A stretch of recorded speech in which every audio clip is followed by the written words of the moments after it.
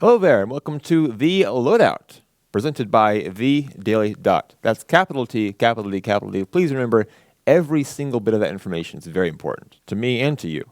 I am, as I always am, your loyal host, Jared Wynne, bringing you one more night of esports news, discussion, debate, diatribes, and general dramatics, as we do.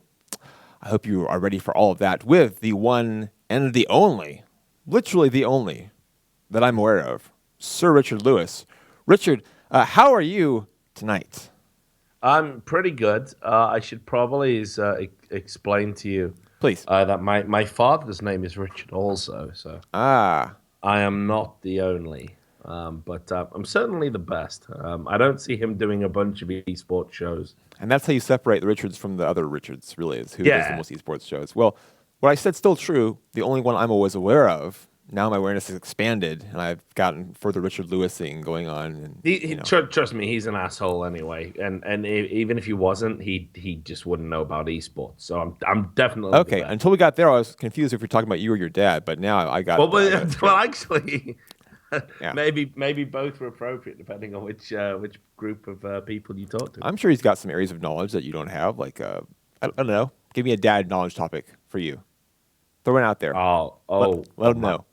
You mean my dad? Yeah, yeah. Richard Lewis, the junior, does not know this that he Um, knows about. I, I probably shouldn't say it.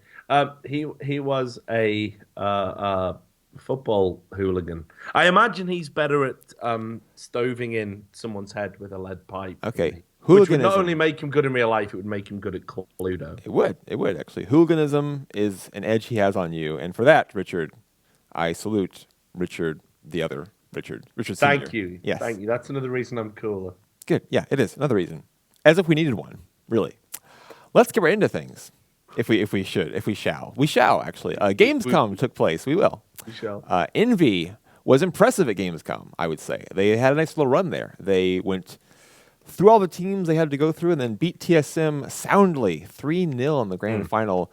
Dominated them, actually, through much of that. It was never really a competition. The new Envy lineup looking very good at first blush. Of course, this is a very unique stage we saw them on at Gamescom, a strange five lives format that they played through. But still, winning the games they had to win and then beating TSM in what was basically a best of five series to close it out. Very impressive, especially in the fashion they did it. Your thoughts on our first glimpse of the new Envy roster, which you were very high on when they first came together? Yeah, I mean, look, I what did I say on this very show? And I said it on the show me and Thorin do. I said this is what happens historically with French teams. French team is the world's best. They play, they beat everyone. Then they play, and there's a little bit of a hitch. You know, they hit a few barriers. Everyone's reviewing their demos. Then there's a few internal problems, and they go, you know what, we're going to kick some people, bring some people in. The team, it doesn't quite work out, so then they try it again, and it just keeps going on this downward trajectory. Then they have a big snap, and typically while this is going on, there's another French team that's kind of just below them, like getting their cast offs, and they go, we're going to take the best players from that French team, put them in this French team, and then we'll be the world's number one again. So they do that, and guess what? They are. They're right. They're unbeatable. They're unplayable. And as I said at the time, Envious have stayed true to that formula, and Envious will be unplayable for the first few times. I would back them in any tournament right now. There's a major just round the corner, hugely convenient for them. And I have to say that okay, the Gamescom tournament certainly wasn't super serious in its format, deliberately so. I don't think a lot of players would have wanted a super serious tournament so close to a major. But like you look at Envious's group, where they're in, we just announced today, they're in with Luminosity, they're in with Flipside, they're in with Kinguin. They'll beat all of those guys. You look at some of the other groups, and you look at the teams that are there. Actually, Envious can have a really good run in Cologne. And in fact, they're the one team that's probably on an upward trajectory coming into it. Solo mid, we know that they've had problems lately. Nip doesn't need to be stated, the problems they've had. Virtus Pro, still that lottery team. Fnatic, hugely frustrated, internal problems. Na'Vi missed out on a couple. Actually, there's a real good argument to say you should be backing Envious for the major, which I don't know if I would do it, but I'm just saying you could make that argument. You could. The teams that seem to be trending up actually are perhaps Envy. I might throw Navi in there, trending pretty positively. They've played quite well as of late, and maybe Cloud9 trending up, but we can't really count on them in a major. Of course, can you count on a brand new team in Envy in a major? It's hard to see who's going to win. Yeah, definitely. Yes. They are technically a new team, but let's be real here. They're a new team of absolute tried and tested talent. Right. And the key thing here is Kenny S is now off the chain. He's got his love of the game back. He isn't having to get 50 frags to lose a game closely. He's not having to carry players he cannot understand, cannot respect. He's in a different environment to what he was in the Titan days. Kenny S is a god tier player when everything's right for him. I don't think it was just patch problems that meant we haven't seen the best out of him for 9 months. And yeah, we saw it briefly at DreamHack. Kenny S is back. He is gonna shine. He is gonna flourish in this environment. And we're already seeing signs of that. He did an interview recently. He said, "It's so good to know that I can have a bad game." Lucky him, So people should watch Envious. Yes, they have lost Shocks. That's unfortunate. I'll put you on the spot, Richard. Is Kenny S an upgrade from Shocks?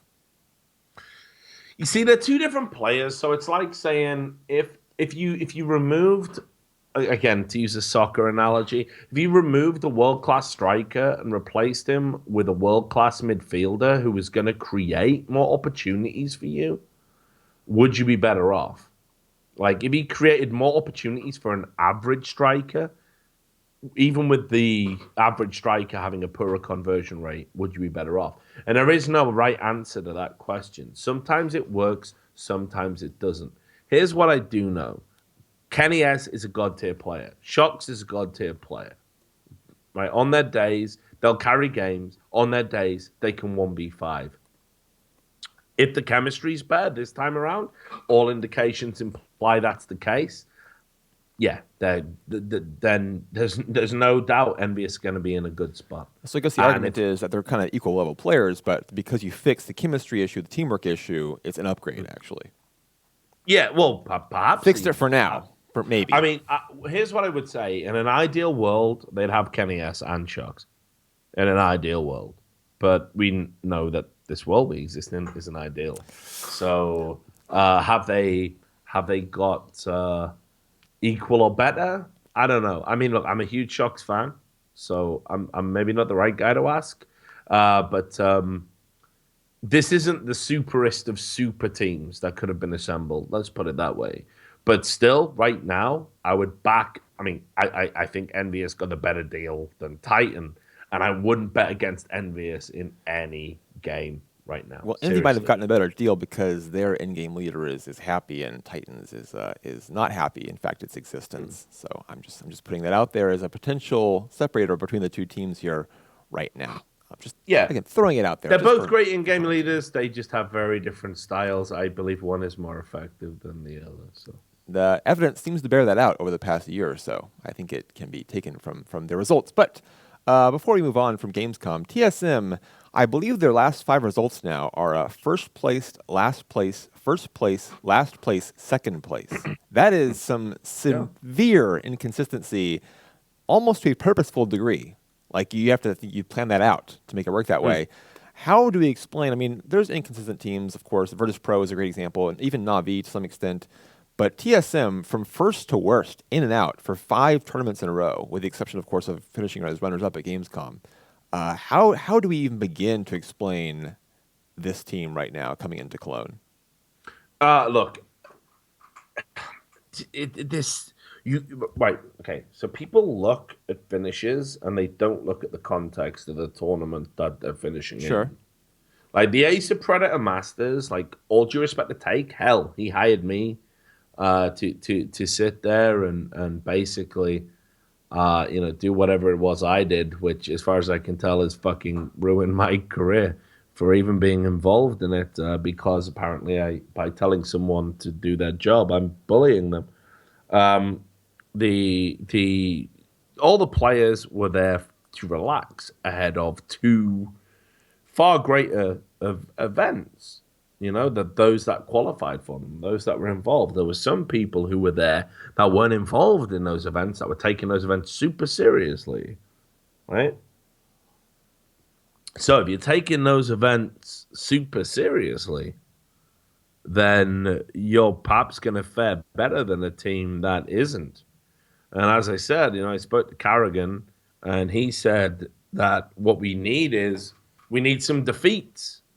We need to lose a few games so I can get some ideas and be a better in-game leader. I need some demos to review. Um, so yeah, all right, cool. You need some demos to review, and you need to lose some games. They've And done it that turns now. out that, They've accomplished yeah, that much. Yeah, they got exactly, that. They got three exactly. bad losses to Envy, so I mean, I guess they can look at those. So anyone who thinks that you can judge recent form and apply it to TSM and think they're a bad team, like they just don't understand that players now, with the money you can earn from winning a major and the money that you can earn from peripheral ESL tournaments that are majors but still have very big prize pools, I mean, some of which TSM aren't invited to, of course. You Yet, at can, least. yeah, We'll you see. can actually, you can actually do really well. So you've got to marshal your resources, play within yourself, and I honestly believe that's what TSM were doing. This is a TSM that I've seen walk all over Fnatic, even on like Fnatic's best maps. I was there at Fragbite where it was like first map Cobble, Fnatic being one of the best teams on that map, and TSM expected to lose and said they expected to lose, and they beat them 16-4 just by YOLO playing. I mean, that's ridiculous. Like going man for man, skill wise against Fnatic, it's disgusting to be able to do that. It makes no sense. So this is not a bad team. This is a team that's been in, it's been freewheeling a little bit. It's been in a relaxed gear. That's all it is. That's all it is. This isn't the end of TSM. You shouldn't be misjudging them. Anyone who thinks they're not going to make like top four at this major, nah, that's bullshit. They're definitely going to be right up there. We're And, talking. and and all of the losses they got before this tournament, they were a gift. It's going to make them better. We'll see soon. And we're talking about TSM and ESL Cologne. The groups have been released, as you alluded to, for ESL Cologne, the big major coming up later this month, in just a couple weeks, as a matter of fact. We're very close to it now. Let's run down each of the groups one by one and take a first look at how we think these are going to shake out. In Group A, we have Counter Logic Gaming, Ninjas in Pajamas, Renegades, and Team Solo Mid. Now, seems like a great group for TSM. Kind of get their footing underneath them, find their style, find their play, move on, just do your thing. After that, interesting. NIP would be the obvious favorite, but are they the favorite because they are NIP, because they have the name, or because they are truly reliable to beat both CLG and Renegades and move on from the group? That, for me, is a big question. Yeah, well, it's a massive question. It's one I'm not even sure I can answer, dude. Nip. Uh, I mean, look, where to begin, right? They've got this fantastic record at majors. And I want to believe in magic, right? Like, I want to believe in Nip magic. I want to believe that Nip can do all of these incredible things just because of history. It's like being, again, soccer reference. If you're a Man United fan, you always think we're in with a shout of the league. We're always in with a shout of the European Cup. History proves it. We're always going to do well in these tournaments. Always, always. Anything less, ridiculous. Ridiculous. But one day that history is going to run out. And in mainstream sports, it does. There were Liverpool fans in the 80s that couldn't accept or believe the Man United era of dominance. And I feel that maybe Nip fans are living in state of arrested development. That is by no means an easy group in Group A. In fact, I look at like what Virtus Pro have over in Group D, how Nip would love to swap places with them, I think. Because playing, TSM, okay, Nip should actually lose that one. Maybe because of the matchup, it might be competitive. Who knows? Renegades have took a map off Nip recently, I think, relatively recently. I think it was at a Gfinity. CLG have done these like insane upsets. I still don't really rate them as a team, but they've done crazy upsets. They've proven that they can beat teams. They beat Fnatic not that long ago in a best of one situation. The Pro League final, they beat Fnatic and then beat Keat Stars and made the semifinal, made top 4 there. So that's not an easy group for Nip, and Nip are going to have to be at their best. And unfortunately, Nip's best is long, long behind them. The other secret, or rather, I don't know if it is a secret. Look, this isn't a fact, but I would be amazed, like hands down, flat out, like, okay, I believe in Jesus now. Amazed if Nip at this point after this major don't change that lineup. I think they've all been limping towards this. I think all of the pros on that team know something isn't right. Something isn't working. Some of us will be better off retired. And they're trying their hardest to get there. They're trying their hardest to just get to this major. Hey, maybe we can make a final again, keep the record intact, like just show people how good we are. But it's going to be such a huge ask to even maintain that record. And after the event, no matter what happens, they will change roster. Well, the problem for me, Richard, is that they don't really have a group that would be easy for them here. You mentioned Group D; they could go there. I wouldn't feel confident with Nip playing against Cloud9 or playing against Mousesports for that matter. I don't think I'd favor them to move on from Group D. I don't know there's a group I'd favor them to move on from unless you replace like the best team in the group, perhaps with them. I just think they're in a hole. And you mentioned the major magic; it could be there. They certainly have the talented players. You could have Get Right going off. You could have Alu playing a really solid game. You could have perhaps even Forrest. He's capable. We know that still capable of having a great game, a breakout performance. This is the point, though. They got so many people that are capable of having a great game. But like having a great game isn't the same as having a great tournament. Actually, Richard, do you still think Freiburg's capable of having a great game or tournament? Is he? Do you still see that as a possibility? Freiburg. I mean, God, it's so right. So Adam is in the worst position out of everyone in NIP. Actually, his failures are felt the most acutely because the game has changed. There's no more running up short and killing 3 people. And oh my God, Freiburg, are you kidding me? Those days are dead. They are gone. They're never going to happen again. The game has evolved too much. You will only see that level of play with your tier 2 teams. Like as we saw at the Ace of Predator Masters. It just cannot happen with the top teams. They will not allow it to happen. Everyone understands the game to a much higher level now. And Freiburg, imagine being Freiburg, right? You're the entry fragger for one of the greatest teams that's ever played the game. You're the entry fragger. Your job is to now go to parts of the map where smokes actually work now and they're more potent than when you were in your heyday. Certain pistols, certain guns, it's all been changed. Your job is to go to parts of the map and just be the guy that makes those kills. That's your whole thing. That's the whole thing you do. And if you don't do it, you're a failure. You're an abject failure and your team fails. That's unbelievable pressure. I mean, that is unbelievable pressure. It's no wonder whenever NIP fail to win an event, the most depressed looking guy is Freiburg.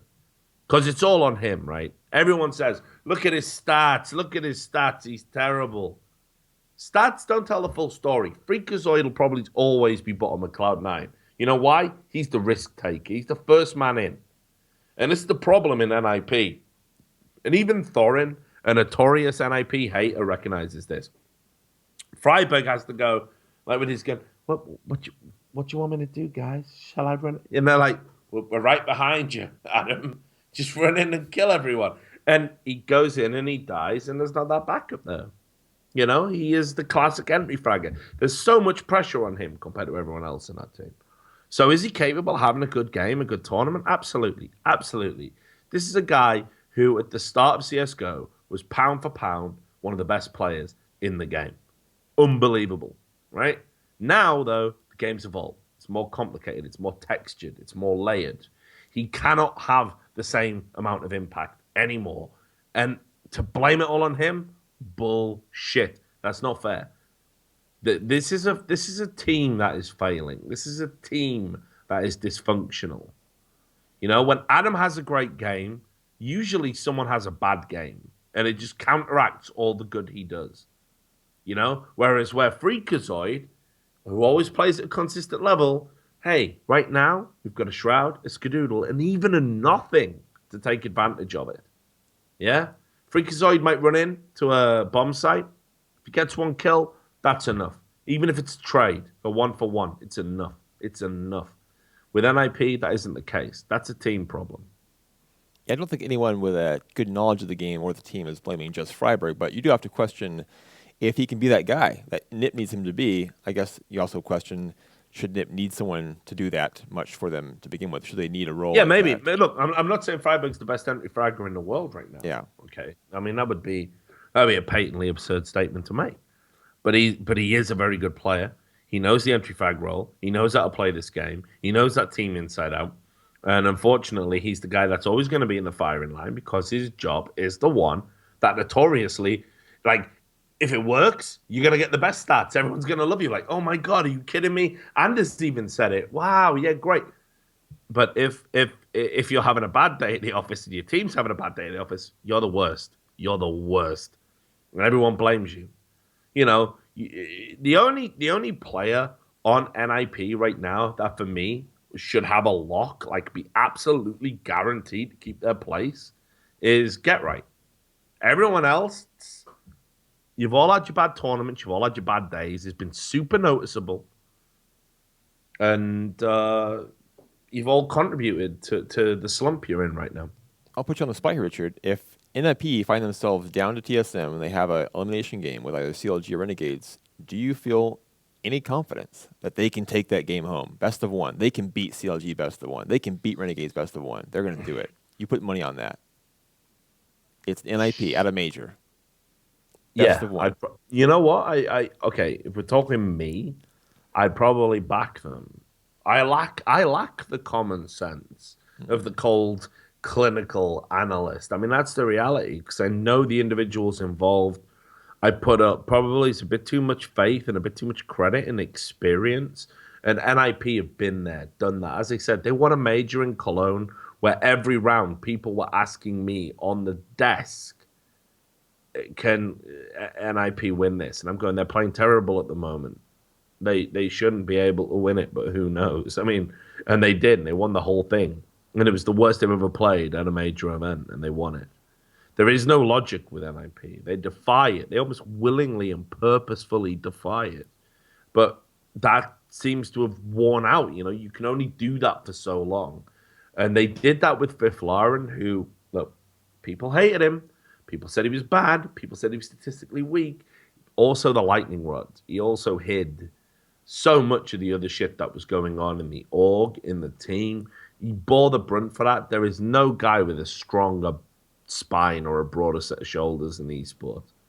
And when he left, you end up with this, 4 great players, 4 great egos, and a fifth, and a coach that doesn't really coach. I mean, it becomes more problematic. Let's put it that way. So it only becomes more complicated from a point where arguably they'd already hit their peak, but somehow defied the odds to win that major in the first place. So I don't know, man. I bet on them because in the early stages of a tournament, yeah. Late in the series, in the best of threes, the best of fives, I just don't see NIP beating any true top caliber team right now. We'll find out pretty soon. Of course, TSM seems like an easy through on the group, but they could also be upset. We never know. We'll find out again. Group B, Envy, Flipside Tactics, Kinguin, and Luminosity. Envy seems to have a pretty good through, playing in fine form, as we saw at Gamescom, only going to be more serious, more ready to go at ESL Cologne. Almost not worth talking about their chances here because it would take 2 significant upsets for them to get knocked out outside the top 2 spots here. Flipside, Kinguin, Luminosity. That's the split there. These 3 teams, you have the Brazilians, you have Kinguin, who have improved significantly over time, it seems. They've actually kind of made some progress. I didn't think they could make it, honestly. They've made it. They've done some good things. And then Flipside Tactics, who are a very difficult team to read because their best performance as a team in recent history was with Hiko as a stand-in who couldn't speak the language.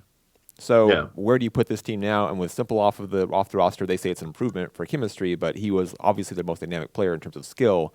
I mean, that's a tough trio for me to say. That's what I'm going to say right off the bat. Fuck that noise. Like, yeah. Your team chemistry is brilliant. Well done, but you've lost Simple. But you need a good player. And that's no big deal. Yeah. And Simple's sick. And it's just dumb. They're in a group that just, if Flipside can get out of that group, I don't even know what the fuck the world is coming to. Because Team Kinguin, despite all of the problems they've had, it's sort of in the background, they keep moving forward. They keep improving.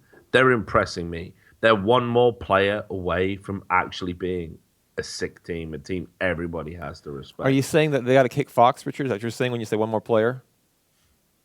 Go ahead. It's okay. I don't even mind it. Like, it upsets me, actually, that after everything I did for in helping promote Portuguese Counter-Strike, like there's a bunch of guys in Portuguese Counter-Strike who know who I am. I used to always write up the XL parties and treat them with true respect. I encouraged other European teams to go to the XL party events. I love Portugal. Hell, I holiday in Lisbon. I fucking love it. But Pessoa, one of my favorite writers, it's brutal that there's Portuguese people out there who hate me. But Fox would probably be the natural choice to go. All the stats point to it. He's done the right thing in the sense that he has allowed Makalele to be the default AWPer, and that makes sense. But now that he's a rifler, and he's done all right, I mean, it's got to be said, he's punched well above his weight in CSGO as an AWPer than he has compared. As a rifler compared to how he would have done as an AWPer. But the reality is, I could just bring you in a much better rifler. Right. I mean, he goes out there. It would be an upgrade, right? It would probably cost the organization a fuck ton of money, but the Kinguin don't care about. Yeah, money. They seem to have it. Yeah, just a bit. So but anyway, so Kinguin definitely a one player away. Probably is replacing Fox. I don't know if they would. I mean, I've seen him in all the photographs on Twitter are like, hey, we're all bros. Here we have all our matching tattoos. Look at all our tattoos. We're all living there. This is great, man. It's super cool. But eventually, reality needs to come knocking. And if Kinguin want to go to majors and want to go to big events and win them, they need to change one more player. And whoever's the weakest on the day would be the one that would need to go. But they're in a group with Luminosity. The Brazilians have shown that they are so good at anti-stratting other people. They're so good at demo review. They beat TSM. That's no fucking accident. They did that by anti-stratting them. Everybody knew it. Even TSM said we were on the fucking end of an anti-stratting. Like, it was clear. And they're going to have ample time to review the demos for all of these teams. They cannot be counted out of that group. And then you've got Envious, who, as I said, I think they're real dark horses for the whole thing. If they don't make at least the semifinals, I think something is wrong. So that group is a nightmare for Flipside. It's an absolute nightmare. And they should, on current form, finish absolute rock bottom. Yeah, Luminosity for me is a weird team to predict because they finished second in the North American Pro League, the overall table there, and beat TSM. But then lost to CLG, got flattened by Fnatic, went to ESWC, had a terrible showing there. Lost to Flipside with Hiko, got steamrolled by Cloud9. Was not even a game, honestly. It's hard to get a read on their form as it is. We'll see what they're able to do. I think Luminosity versus Kinguin is the matchup here to determine who moves on. We should also point out here that no one actually gets eliminated in this new group stage style in the first group stage. No. The top team moves on to the quarterfinals by default. Then you have the high seeds and low seeds in the next 3 teams. So it's more about which team moves on in first place, and then who gets a different seeding after that. It's a weird thing, kind of extends the tournament format. So just keep that in mind as we go through these. Which you know I appreciate, but I just would probably rather have had best of 3s. Yeah, exactly. Just give more games in the group as it exists instead of Yeah, but if we're going to extend the tournament anyway, let's just have best of 3s, guys, which is the ultimate measure of a team. I guess the idea is to allow a team to have more to say than their group draw. So if you get a particularly good or bad draw, that doesn't necessarily determine your fate. That's probably the idea. I understand the idea, Jared, but I'm sure, like me, you also understand why that's ridiculous. Yeah, I would prefer the best of 3 format as well and the standard draw. But for some reason they didn't put us in charge of it. I don't understand why. It's a big fucking mystery to me. But we can only do what we can and just talk about it here. I think you need to wait until the quarterfinals. Before you, I don't even know what happens. I think do you have to wait until quarterfinals for the best of 3s? Is that right? Yeah, it is true. Yeah. Yes, it's best of 1 all the way to the playoffs. Yeah, and that's just fuck. I mean, okay, if you have to do best of 1s for the groups, fine. But then if the groups are like, oh hey, it's only the top group people that really go through, and then everyone else is playing. All right, cool. Can we get some best? Oh, we can't get best of 3s. All right, cool. Ridiculous. That we everybody knows, like one map, right? One bad veto, one like mistake, one like casual, I want to veto this too, and everyone behind you goes, no, you idiot. Oh fuck, no, I can't take it back. That can be what? The difference between you being in a fucking quarterfinals of a major or like going out in the stage before it or going out in groups. That's like ridiculous. That should never happen. And just to underline it, I don't even think this is ESL's fault. I know Valve have a huge say in the format, if not the ultimate say. And they need to understand we're more robust in esports than we were. We can handle a best of 3 group stage now, as evidenced by events that are brand new to the scene, like your Gfinities that are running best of 3 group stages. So let's just have that. That's what works for people. Hopefully Valve will employ that for the next major onwards. So yeah. Well, I'll tell you, Richard, having watched the International, Valve do enjoy their weird tournament formats. It's just a thing that they're a fan of, and not letting teams be eliminated in the first round. Just, Valve, they have their things. We'll get to Valve actually in a bit. Later in the show, we'll talk about Valve and the International and Counter-Strike, how they all fit together. But first, Group C, Fnatic, Na'Vi, Titan, and Ebettle. One of these teams kind of sticks out here. Ebettle sneaking in the by far the least known factor.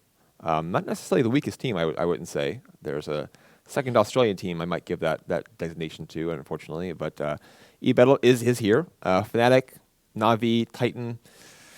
Those are the 3 teams you look at here. I don't think Titan really is up to snuff with Fnatic and Na'Vi right now. We haven't seen the Shocks and Smith's Titan version. Perhaps they're going to come out like Envy did and just blow us away. That's a big test, Fnatic and Na'Vi, as your first statement. I'm not sure what they're going to be able to produce. Fnatic, of course, you referenced their internal turmoil. They have some chemistry issues that people I don't think have picked up on necessarily to the degree they perhaps should have. There's some real rumblings in this team. And then Na'Vi, I think, are playing exceptionally well. I really like Na'Vi coming into the event. So your thoughts on Group C, on these 4 teams? Well, it's like you say, there's lots going on in that group. I think it's a tough one to call. Fnatic, I think any issues they had at Valencia or anything else is going to be ironed out. There was a lot of speculation about Mouz, maybe JW leaving the team, and it just so happened to coincide with JW probably having the worst performance he's ever had in one individual game for Fnatic. I think it was like he went 5 for 23 or something. So a lot of people drew conclusions about that. But and Fnatic, there was they were bashing keyboards and stuff. They've got issues that that they should have resolved by now. I mean, I honestly think there's one or two ways of looking at it, right? Like you would want to make the changes before a major to get them all solved. Another way of looking at it is we just do the major and then fuck it, we make the changes. Now maybe if you're Fnatic, you can think like plan B, you know, like we get to the major and we play it and we make the changes, who cares? We've made the money, right? But I think most teams wouldn't. So I guess we'll wait and see. They're in a group with Na'Vi. Na'Vi have to absolutely be at the very least second favourites for that group, if not favourite to win it. I mean, they've had some close games with Fnatic recently. They never really got over the hump, but maybe. I think they'll beat Titan easily. I think Ebettle are going to be cannon fodder ultimately. It's interesting that the team they beat to even qualify is going to be in the same group as them. They're going to get a rematch against Titan. I think it's going to be a lot more one-sided this time at a major. It's a little bit different than in the qualifiers. They're a bit more of a known quantity. They're already starting to get the heat, actually. Before coming on the show, one of the things that entranced me was there's a Reddit thread about Ebettle and some of their dubious past in regards to results and betting patterns. And there's a guy who's been mentioned once again, one of the plagues of the match fixing scene, guy called Stormberg, who actually came up months and months ago when I did my investigation into the NA match fixing for iBuyPower. Guy has hundreds of accounts, so they're now being linked into that. That could get messy. Even if they're innocent, that could still get messy to the point where it influences whether or not you're able to concentrate on a major. Right. So there's that.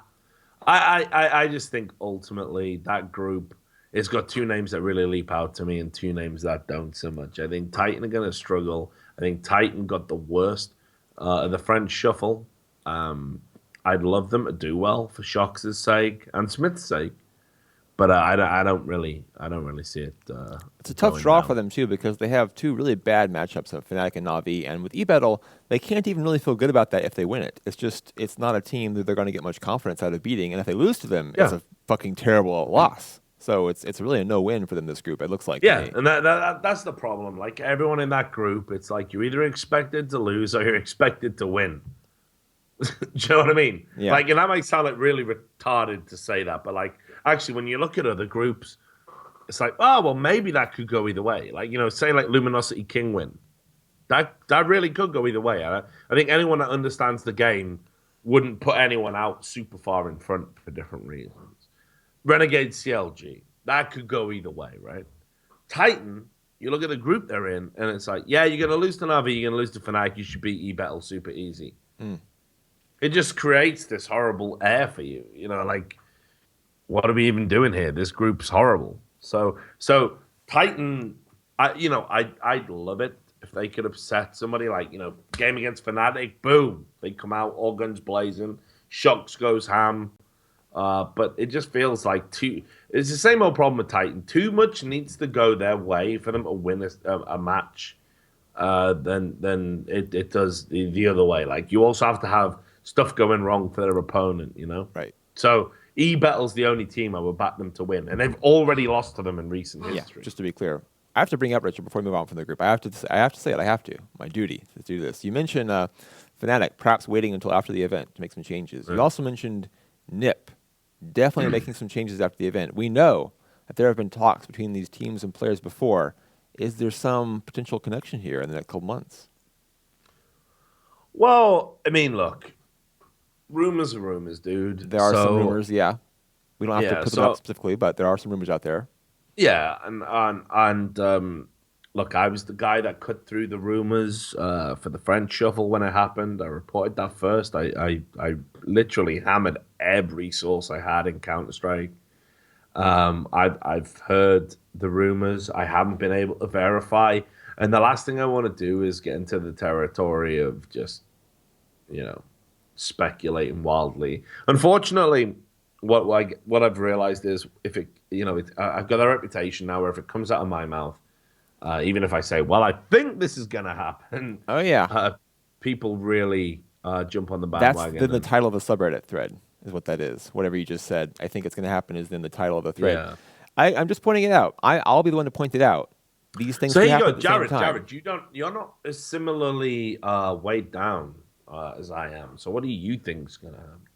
I think Nip's going to make changes, and I would be actually surprised if Fnatic made changes as deliberately as Nip will. I think this team just has too much talent to just blow things up. That's my I don't opinion. even know where you would make the changes. Exactly. Like who do you cut loose there, and why? Yeah. Like what? How do you decide this person goes and not this person? The only thing I could think of, if I was like a Fnatic player, like maybe you err on the side of caution and you remove Flusher just in case, any of that cheating accusation shit You mean the like mouse comes moving? to Just light. the mouse moving. Correct Yeah, me on yeah, that. Yeah. yeah. I mean, like maybe just like look, you know, we're Fnatic management. We don't believe he did it, but if there's anything in it, we get rid of him now. He's wrote out the worst of it. We replace him with somebody else.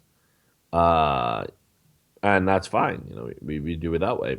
Now, if you're an IP, there isn't one player on Fnatic you wouldn't welcome with open arms. I mean, I guess Pronax is maybe the exception, but everyone else, you're like, who's, well, I won't say whose genitals do you have to fillet. But you just did, But so it's fine. You don't have to. You don't have yeah, to then walk that back once you go there. Even all right, Pronax. I okay. mean, Nip needs a solid every game in-game leader. I mean, Pronax. Even I don't see a player on Fnatic that Nip wouldn't take. Honestly, why not? Yeah, I think Pronax is maybe the exception, but the reality is, like Nip must be like, oh my god, can we get a Fnatic player? Yeah.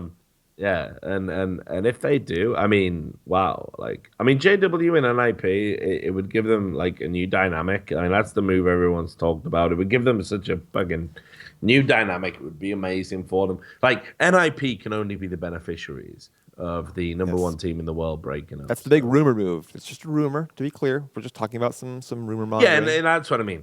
I look, put it this way: after the major, there will be shuffles. There absolutely will be. I think NIP. I think we'll see at least one player actually step down or retire. That's just my gut instinct and general knowledge about the players telling me that. But I think much bigger is we will see teams that underperform at the major. They will go down the Dota 2 route and they will make some significant changes because we're now starting to get to that stage where performance in a major is a big deal. It's a very, very big deal. People want that gold. It's not like the old days where it was like, hey, maybe we can beat Nip. Now it's like, actually, there's 5 or 6 teams that could realistically, on their day, win a major. And all of those teams want to win that major. All of those teams expect to win that major. So there'll be a huge shuffle in the aftermath. There could be. I would be disappointed if Fnatic blew it all up. Again, all just theory and hypothesis, but I would be disappointed. I think this team just fits together so well, and just it works for this team. Their skills complement each other, and they're so skilled individually. So we'll see what happens. Maybe the chemistry is just too much to overcome at this point.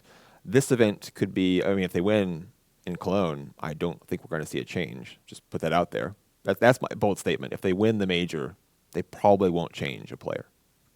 You heard it here first. Group D, one more group to go through. Virtus Yeah. Pro, Mouse Sports, Cloud9, Immunity.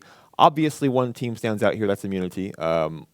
Probably the weakest entrant in the field Oh, coming into without it. a shadow. There's Without a really shadow. no one to compare them to. So you have like a 3-team group: Virtus Pro, Mouse, and Cloud9. I think VP the immediate favorites to move on first from the group, but no guarantee at all. Mouse Sports has looked very strong with Nex and with Chris J, just really making a statement on LAN. And of course, Cloud9 has just gone on such a tear. I mean, you can't put them as an easy out to anyone in this field because they've played so well as of late. This is a tough trio, again, of teams for me to predict accurately. I would not feel comfortable by money on any of the three of them against the other two. Yeah. So I did the Ace of Predator Masters. Saw Mouse Sports. Yeah, and saw Mouse Sports in their element. Got to talk to the guys. Got to talk to my old friend God B, who I've got nothing but respect for. Great in game leader. I probably rate him as maybe even the best in game leader right now in CS:GO in terms of what he's done with his team. I don't know what went wrong there in that final against Hellraisers. They should have been hands-on to win that. It didn't work out that way. But I talked to him just prior to that final, actually, and I said, you're on this upward trajectory. You're doing really well. You seem to be beating everybody, or at least taking maps off them. You're super competitive.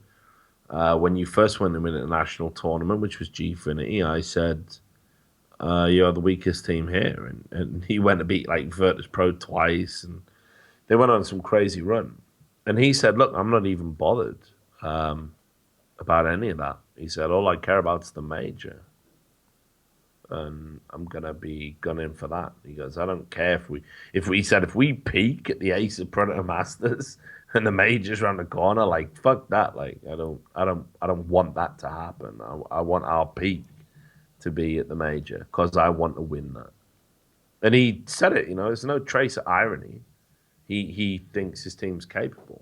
Now, he is, again, there's a very small group of in-game leaders that you can even compare to him. Carrigan, Pronax, Happy, I guess. We're struggling now. God B is what he's done with the players at his disposal is ridiculous. And actually, with Nex, who right now on form is I think a top 5 player. On form, on current form. Going into this major, I think he's a beast. He went a little bit missing in the final, but even then, he still had godlike performances. On Cash, he was like doing 2 kills a round. He guaranteed at every round. He had some rounds where he got 2 kills. He dropped 2 kills every round, guaranteed minimum. Unbelievable. He pulled off some incredible shots in a Dust 2 game that they lost. Throughout the tournament, I think everybody realized Nex is an amazing player. Chris J really showed up in a big way. I said, if I ever make the online J joke, he's welcome to punch me in the face. He is a beast. He deserves respect. So, and I think Dennis has stood up in recent times. Spiddy had some bad days at the office. Actually, it was Dennis that fell off in the final for them. But this is a team you have to respect. So I look at this group, and I think that's a real potential group of death. I think Virtus Pro had, obviously, the Sevo win recently. And they're the team you would look at to be like the established old pros. Wouldn't surprise me, actually, if the team that topped that group was like either Mouse Sports or Cloud9. And then whoever's left, maybe... I mean, it's all I'm saying is if people think Virtus Pro clear favorites, it's conceivable Virtus Pro could go out in the groups. Or at least eventually go out because they have the new group format here. I think Cloud9 and Mouse Sports on current form actually match up very tightly. You have kind of Shroud and Nex, Skadoodle and Chris J, Sean Gears and God B kind of filling the same roles in the team. It's an interesting matchup for me because, again, they seem to be composed very much the same way. And this is what I mean. I think, look, we know Cloud9's tactical strengths revolve around Sean Gears being able to anti-strat teams. He'll have had a lot of footage that he can get on Mouse Sports and Virtus Pro. They're going to come into this group stage super prepared. Who they play after that, that might be a huge factor on how well they do. Yeah, for Cloud9, I think super important to get out in first place in the group because if they can do that, they go right to the quarters, avoid more additional games. If you go to the second group stage, you have no idea who you're going to play. It's a mystery at that point. Exactly, and the other thing that's worth mentioning actually is, Mouse Sports, they've had very good performances against Cloud9 and Virtus Pro recently. Like stylistically, they're a very good matchup for both of those teams. So we enter into the territory of how well a Virtus Pro going to have done since SIVA. How much work are they going to put in? Mouse Sports have been at tournaments pretty much every weekend. The enduring memory, I should say, rather, of coming away from the Ace of Predator Masters, very last thing I saw before I went back to the hotel was all the Mouse Sports players outside with their manager, the giant guy. The a guy who even records video footage for them to make their documentaries, all around in a huddle, all wearing the Mouse sports jackets, the distinctive red and white. God be in the middle, telling everyone, like this isn't the end. It's no big deal. We're all good. We can get better. Telling them, even just literally, like he commanded the floor, even over the manager. Like that's how much of a natural born leader he is. And I think they'll come into this event, and I think they need to be watched because they know that the opportunity to win the major on home soil is like a one-off. It's a one-off. It's like Virtus Pro at Katowice. Right.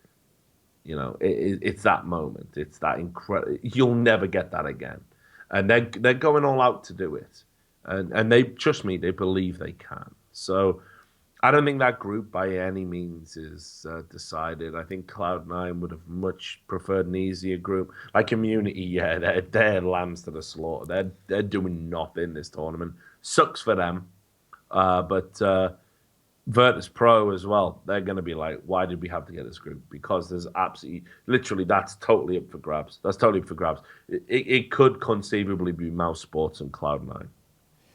We'll find out again in about less than 2 weeks' time. Actually, it's drawing very close now. Well, I can't wait. I'm even thinking about getting a press pass and going out and doing it old school style. Wow, with a press pass, just going in there and reporting on it. I've done that for so long, man. I'd be proud, Richard. I'd be proud of you. I would. My journalistic heart and your journalism degree, wherever it's buried, would glow in equal measure.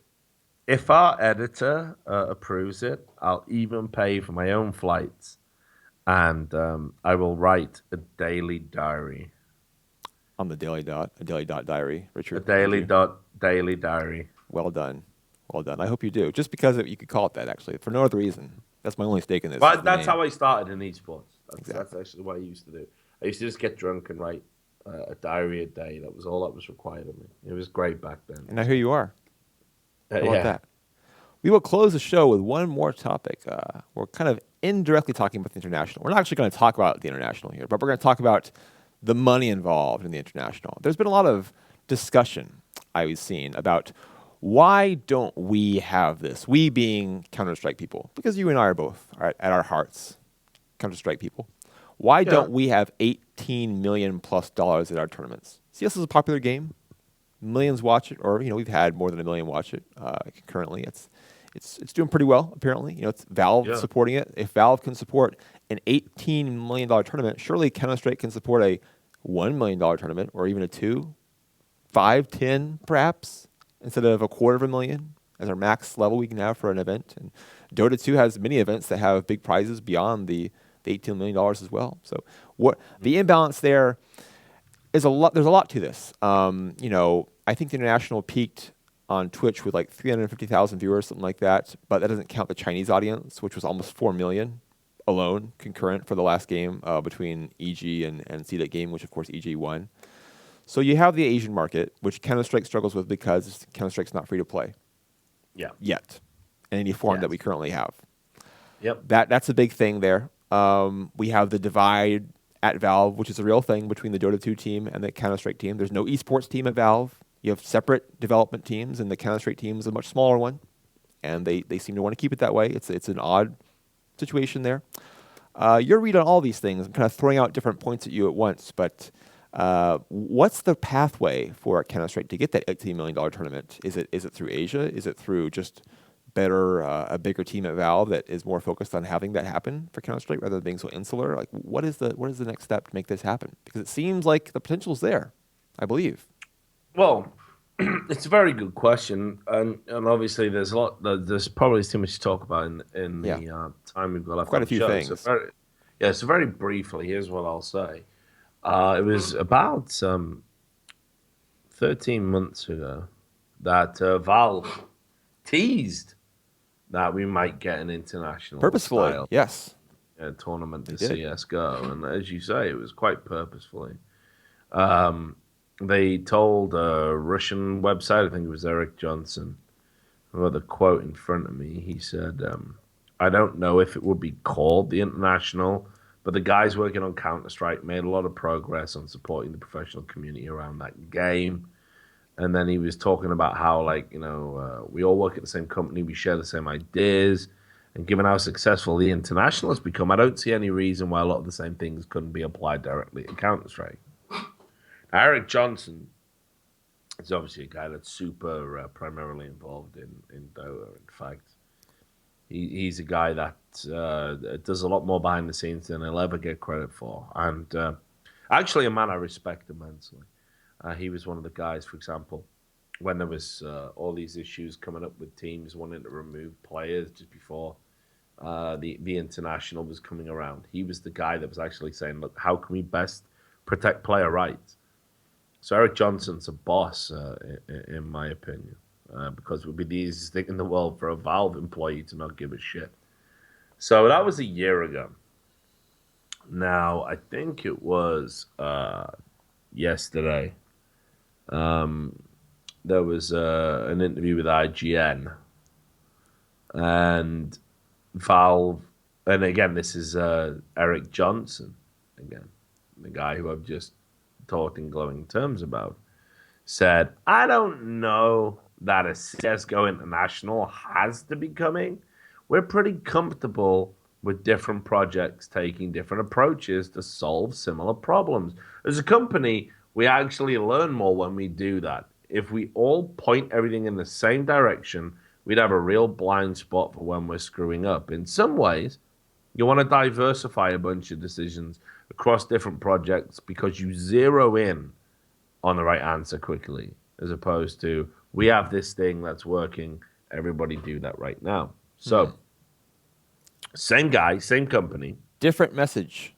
Very different message 1 year apart. Now, what this suggests to me is that either back then it was like some wild flight of fantasy and it was never going to happen, so they just spurted it, and now it could be a reality and they're trying to like maybe back off because they don't want to give away the secret. Or you can spin that logic round on its head. You can say, well, actually, they were going to do it back then, but they've looked at the numbers on CSGO and they've realized the finances wouldn't be there and actually it's not worth doing.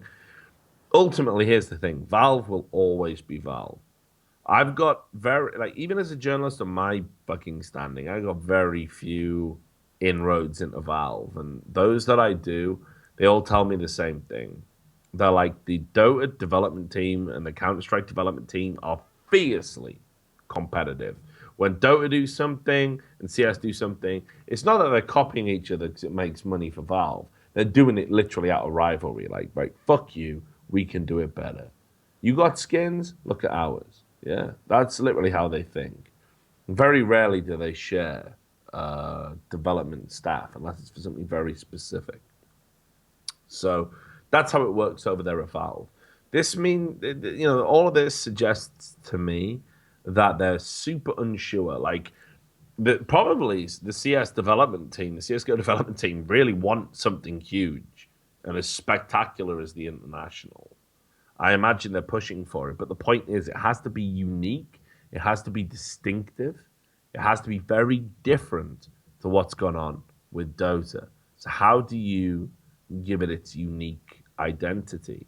That's the stumbling block. That's what's holding the CS development back.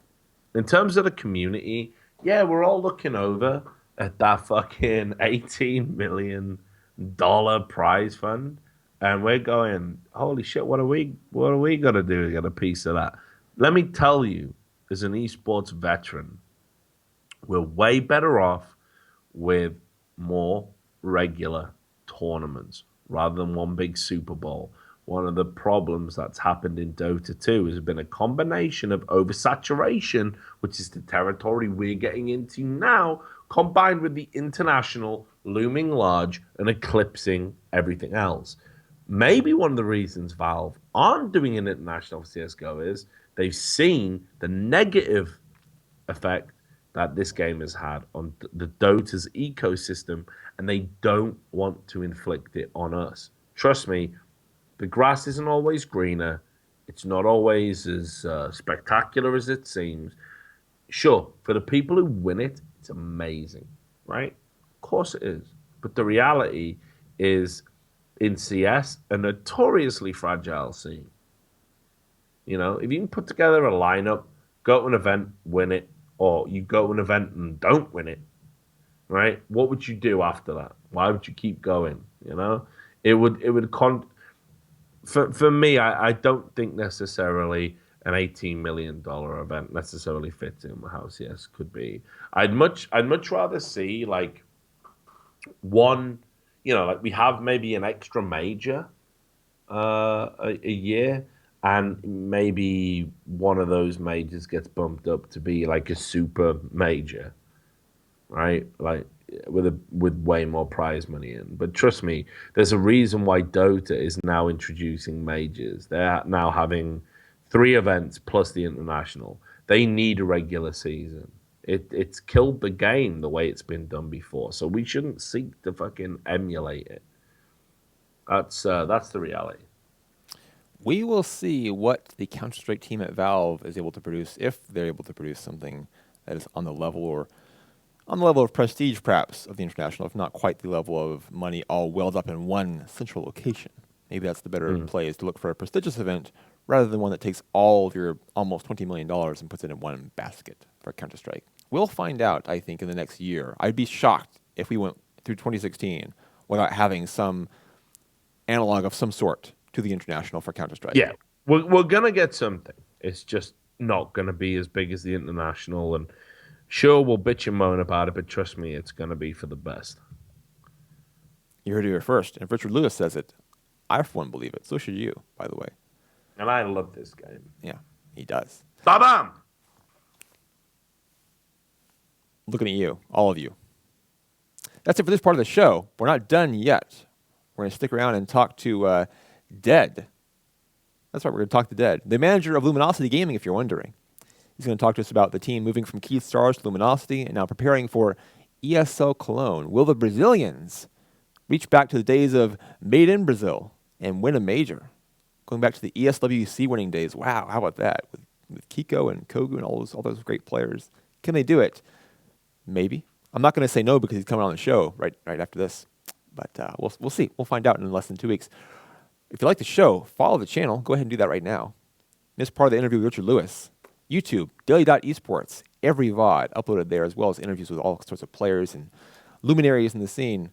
Richard rejoins us on Thursday for more talk about Counter-Strike and perhaps even looking towards the league semifinals. Did you see the TSM won, Richard, and that Fnatic's still undefeated? They didn't play this past weekend. That kind of cheats them into the undefeated talk. But still. Rocket jump. Exactly. Thank you. Stick around, video break, and then Dead comes on to talk Luminosity, former Keith Stars, and Counter-Strike going to ESL Cologne.